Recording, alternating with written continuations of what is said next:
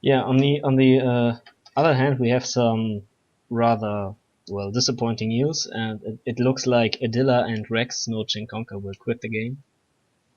Sorry, what? Adilla and Rex. Yeah. They quit the game. They quit the game. It looks like. After they lost. What? Is that what? Not because of that, but they announced ahead of this tournament that they will be playing their last games on this tournament. Oh, really? I did not know about this. And yes. Wow. So, I didn't even realize. Oh, wow. Damn. That's sad. That's really sad. Especially since Adilla and Rex are both very potent players, especially in team games. Yeah, definitely. Definitely have got good team play. Got Rick's like, got orcs, shit. And so yeah, he's looking forward to this Tyranid matchup. Yeah. At least Tyranids don't have banshees. maybe Tyranid should get banshees so that Riku can have nightmares. Yeah, at least when facing Riku, I think.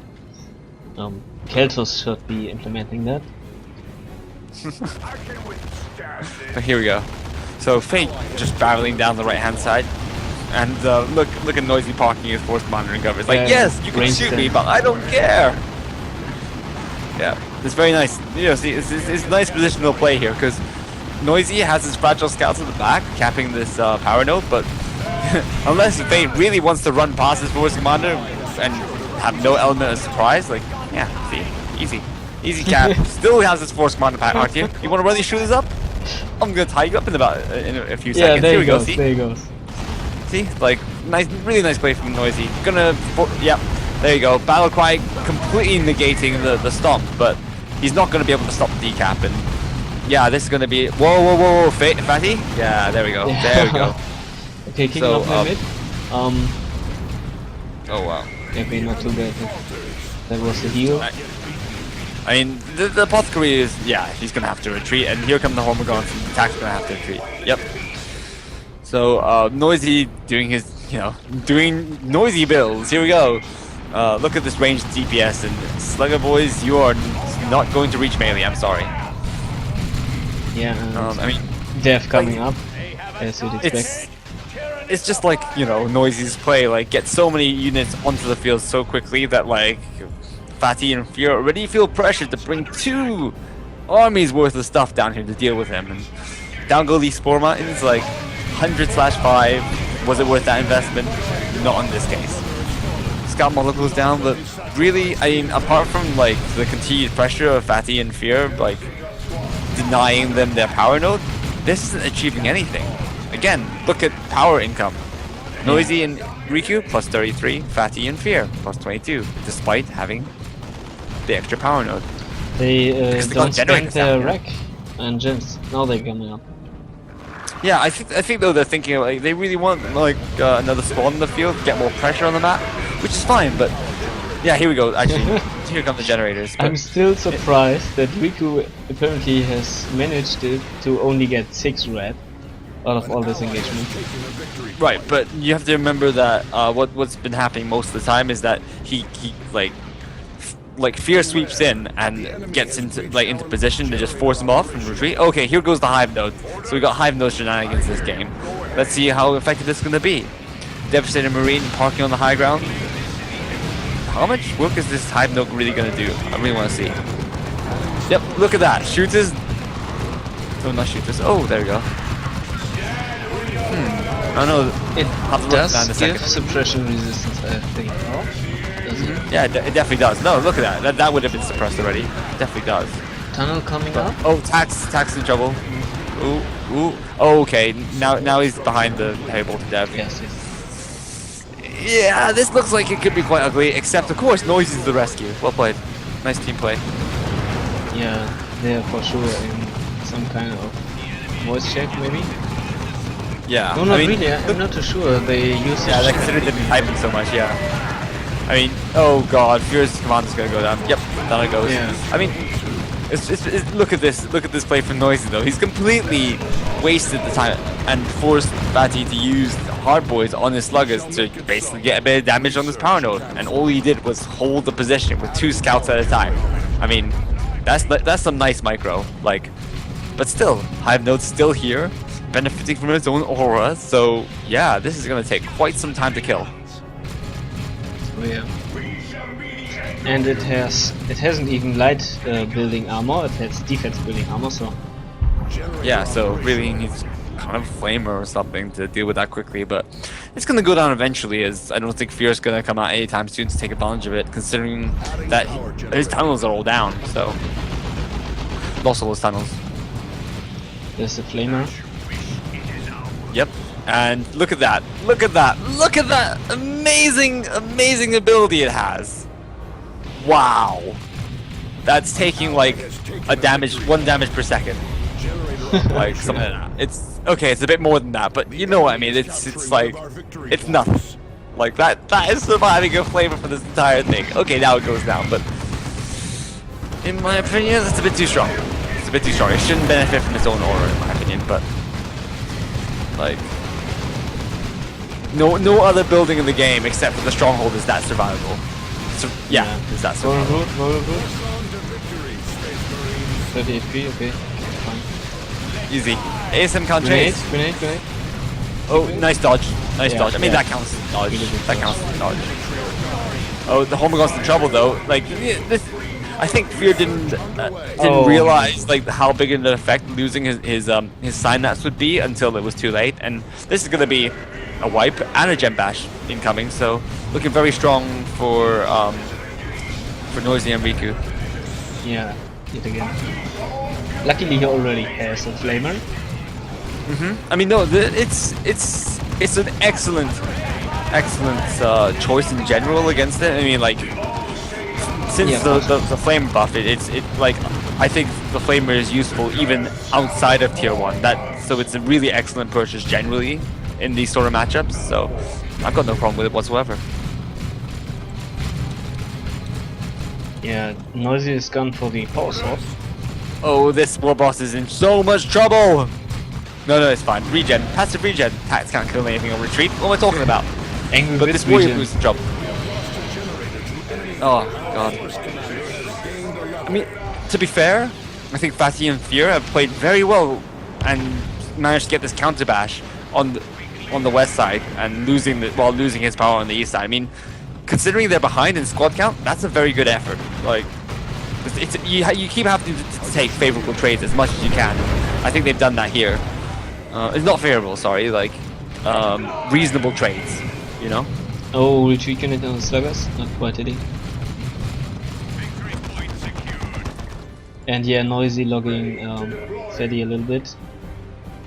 I mean, overall though, like again, it's looking very ugly for PhatE in here because right now they've got no power income, and the last thing you ever want to do or have to do is to tech and have no power income.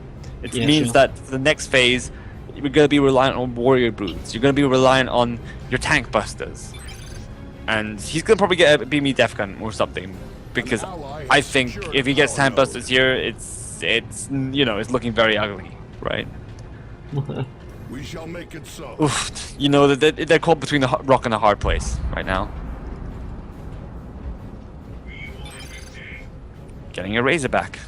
Yes, Yet indeed. again. Yes, indeed you are. There you go, 2 Razorbacks. What are PhatE and Fear gonna do? The enemy has I really have no idea. No.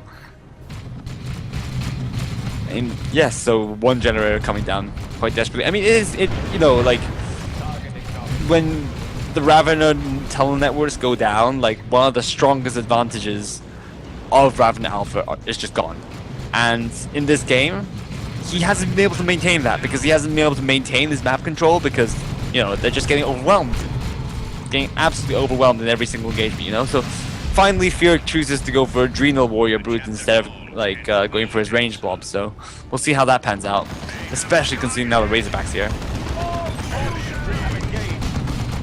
An ally has taken a victory point. Okay, so Riku cancelled his Razorback.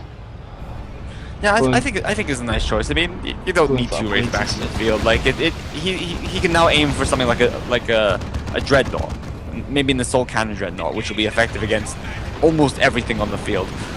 I mean, yeah, Ripper spawned at Fear's base, and yes, it'll be annoying, but it'll be less annoying now that there's a Razorback on the field. And wow, look at that! Like these scouts plinking away and doing respectable DPS, considering they're just scouts, right? But yeah, these shooters don't benefit from any defensive stats unlike the Tyranids. So okay, that's a power sword on the Force Commander. Now his Battle Cry. Look at that deeps! Oh my word, that shooter just completely evaporates. ASM going in, protecting the Razorback, and in goes the rest of the army. And let's be honest, that's not a lot in the front line. That's only an assault squad, a force commander, and a tactical marine. Yeah. As the scouts are running support on the Razorback and repairing them. And guess what? That's 2 armies in full retreat. And that's the power of having tech, having a strong back line, and also having the power sword. That power sword doing so much work for that battle cry. Did you see how fast that melted? Oh my word. Like, yep, so, you know, this classical Space Marine death blob is now happening, and again, what do they do here? Like, yes, like, here comes that Venom Brew is now here, and yes, that will do respectable damage to a Razorback, but they're gonna be base pinned here for a while, I think. And you know, this is the real strength of like base pinning somebody.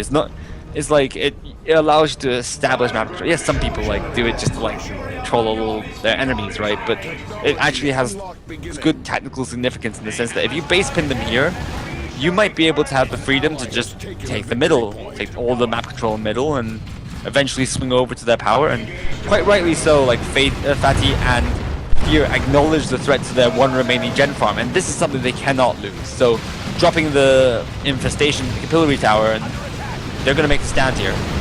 And yeah, they hold for now, but all this time they're gonna have to make a defense of this gen farm, and they're not gonna be able to keep sitting here though defending their gen farm, because there's a 3 cap against them, ticking less than 200 VP. So again, like, this is the strength of having such an amazing position where you can force your opponent to either let you have the 3 cap or have the generators. And guess what? They pretty much gain the generators for free. I mean, again, what can PhatE and Fear do? They have to cap. The Warboss chasing these attacks. He has to chase the stern, like the attacks, or else he can't cap. So you know, it's just overall, there are so many tactical liabilities in the PhatE and Fear position. They can't hold them all, so they have to make concessions. They have to give some things up, right? Yeah, and the advantage is, they increase the advantage now that they both go into tier 3. I mean, this itself, like, it's almost academic, because right now it's so hard for, oh, the Razorback's gonna go down, maybe, oh, 3 HP. That Tyrant Guard surely not gonna catch up. Yep, no more synapse. It is gonna run out of steam and is never gonna catch that Razorback. But my God, that was close to dying. Oh, look, the stuff inside. Yeah, well, oh, Banner and Armor of Alacrity. This is gonna be a buffing Force Commander. Yeah, Venom Broods and Warrior Broods obviously going to be the prime target for all this Power Sword buff DPS going on it, and Weird Boy as well, very susceptible to lots of buff DPS in them.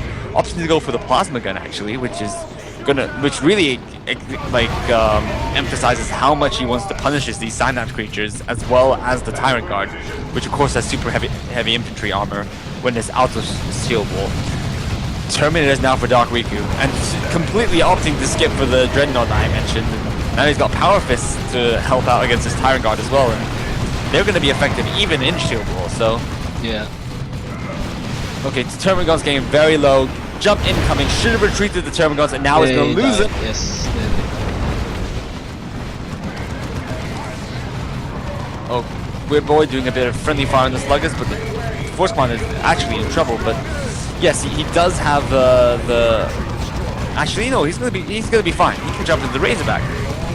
He is level 4, So he has no problem whatsoever because he has. Oh wow, that's gonna do damage. Imagine if they hadn't been retreating. But yeah, the GG is called, and I'm not surprised. It's been a very strong showing from Noisy and Riku. Yeah, but nonetheless, Fear and PhatE made their way through the losers bracket.